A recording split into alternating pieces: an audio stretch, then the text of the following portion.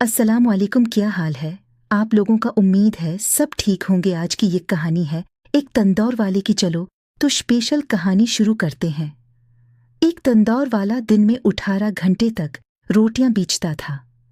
इसके अलावा उसने अपने छोटे भाई और 2 बेटों को भी अलग तैयार अपने मकामात 2 तंदूर नगारी कर दिए। इसके पास एक औरत रोटियां लेने के लिए आती थी। तंदौर वाला उसे गौर से देखता, रोटियां लेते वक्त उसके हाथों पर नजर रखता, मगर वो इस बात पर हैरान था कि औरत ने भी आंख उठाकर इसकी तरफ नहीं देखा था।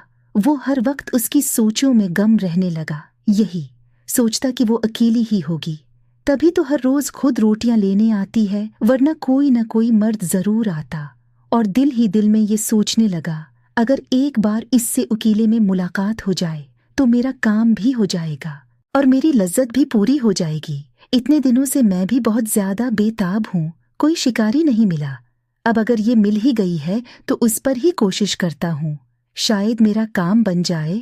वो दिल ही दिल में यही सोचे जा रहा था, क्योंकि शैतान उसके सर पर सवार होने लगा। एक दिन इस दिमाग में एक शैतानी तरकीब आई। जब खातून रोटियां लेने के लिए आई तो उसने एक अखबार में रोटियां लिपेट कर दी। और अखबार के कोने पर एक तहरीर लिख दी। खातून ने घर जाकर तहरीर पढ़ी तो इसमें लिखा था, मैं आपका दीवाना हो चुका हूँ और आपके काम भी आना चाहता हूँ।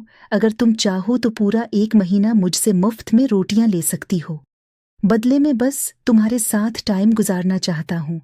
पहले तो औरत को उसकी तहरीर पढ़कर दिल में बहुत ज्यादा गुस्सा आया और फिर सोचने लगी पड़ी कि उसके अलावा और कोई चारा भी तो नहीं। अब दिल में ये भी सोच रही थी कि उसको क्या जवाब दिया जाए।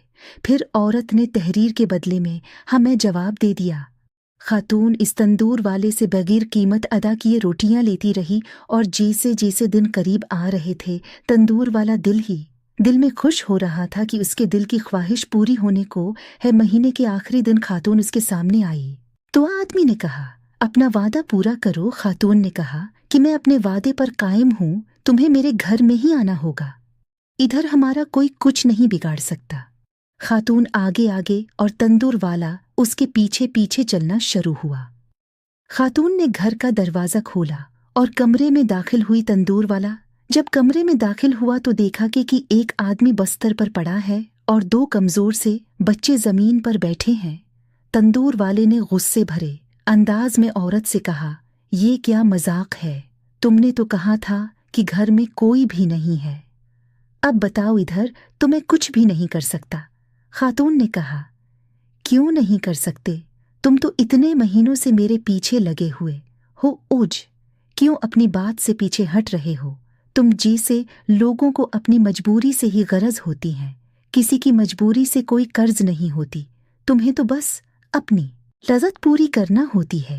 ये नहीं होता कि अगले की क्या मजबूरी है, अगला किस हाल में जिंदगी बसर कर रहा है। जहाँ कहीं खूबसूरत हुसीन व जमील औरत देखी नहीं, इधर ही अपने आंखों के डोरे डालना शुरू कर देते हो। ओना फिर अंदर चलते हैं। ये मेरा ही शूर है और ये मेरे ही बच्चे हैं। अगर ये मेरा शौहर कुछ नहीं कर सकता तो तुम तो कर सकते हो ना। अंदर तंदूर वाला चुपचाप खड़ा हो गया और शर्मिंदा नजरों से सिर झुका लिया और खामोश हो गया औरत की बातें सुनकर। और फिर खातून ने जवाब दिया कि आपको याद होगा, मैंने कहा था कि इधर हमारा कोई कुछ नहीं बिगाड़ सकता। मेरा शौहर फालिज का मरीज है। प्यारे दोस्तों, अगर आप मज़ीद इस कहानी को सुनना चाहते हैं तो मेरे चैनल को सब्सक्राइब कर दें ताकि आपको आसानी से कहानी मिल सके।